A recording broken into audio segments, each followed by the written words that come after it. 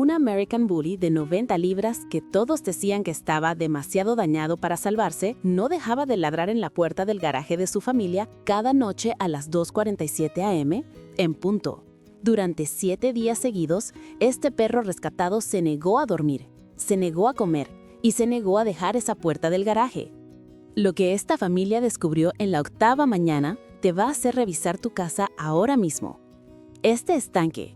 Y esta es la historia de un guardián en el que nadie creía, hasta que una noche aterradora les demostró a todos que estaban equivocados. Tanque estaba casi muerto cuando el refugio lo encontró.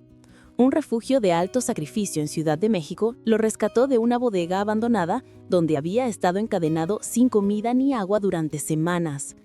Se le veían las costillas a través de su piel llena de cicatrices. Una oreja estaba desgarrada. La cadena había cortado tan profundo en su cuello que dejó surcos permanentes que nunca sanarían.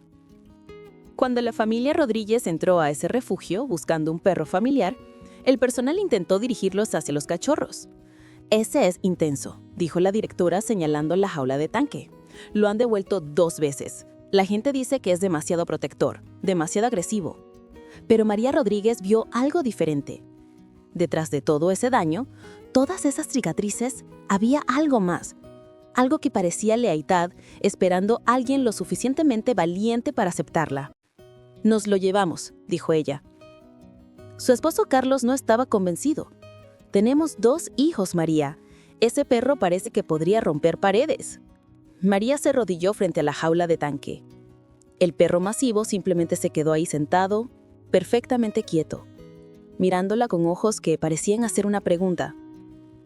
«¿Tú también me vas a abandonar?»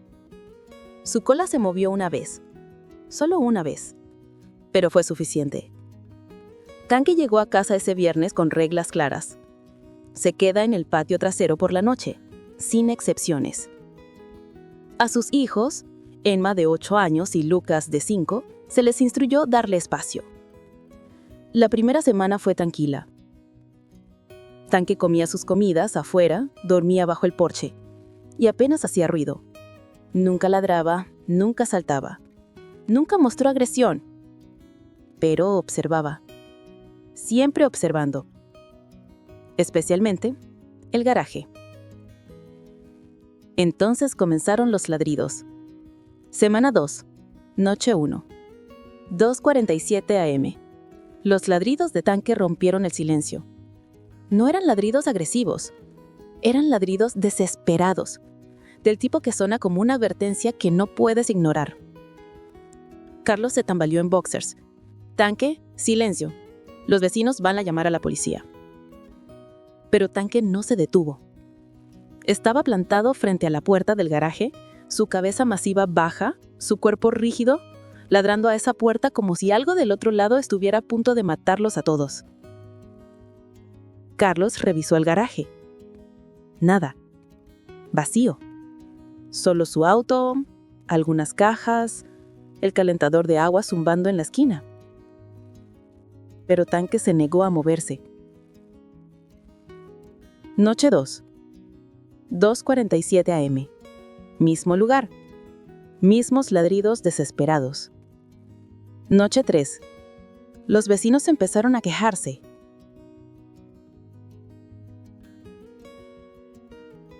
Y si todavía estás viendo esto, pero no te has suscrito, de verdad que me parte el corazón.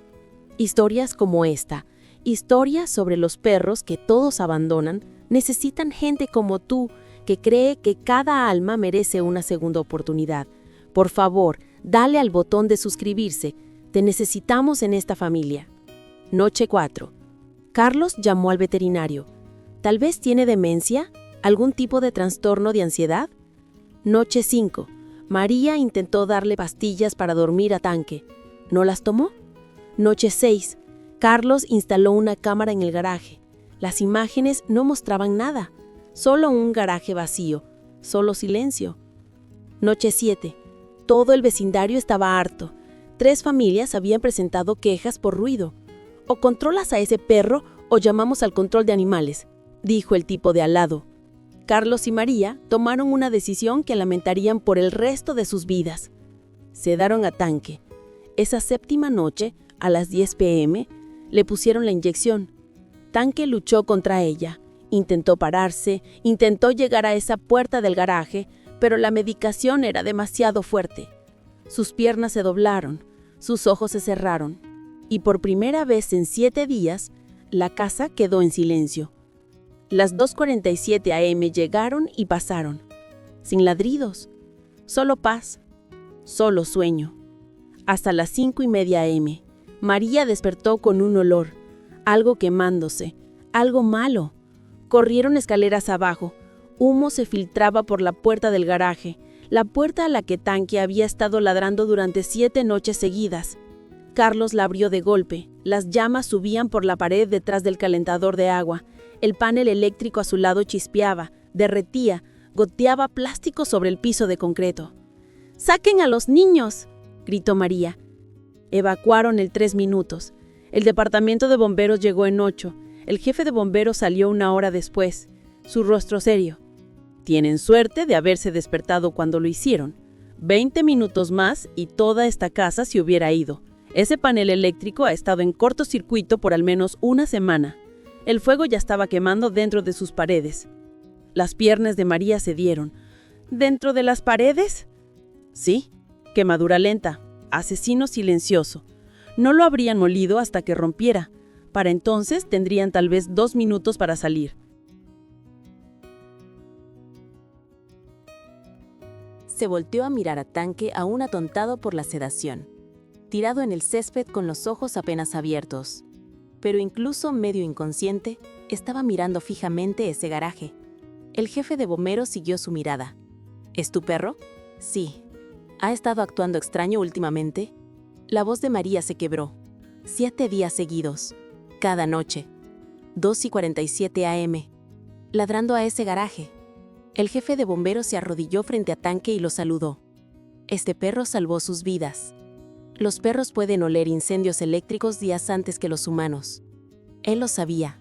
Ha estado intentando decírselo. María cayó de rodillas, lágrimas corriendo. Lo siento mucho. Lo siento tanto por no escucharte. La cola de Tanque se movió una vez. El vecino que había amenazado con llamar al control de animales tocó al día siguiente, sosteniendo galletas caseras y una cama nueva para perros. Tanque puede ladrar cuando quiera, en cualquier momento, para siempre. 1 por 1, el vecindario vino. Premios, juguetes, disculpas. Porque a veces las almas más incomprendidas son las únicas lo suficientemente valientes para salvar vidas que nadie más sabía que estaban en peligro.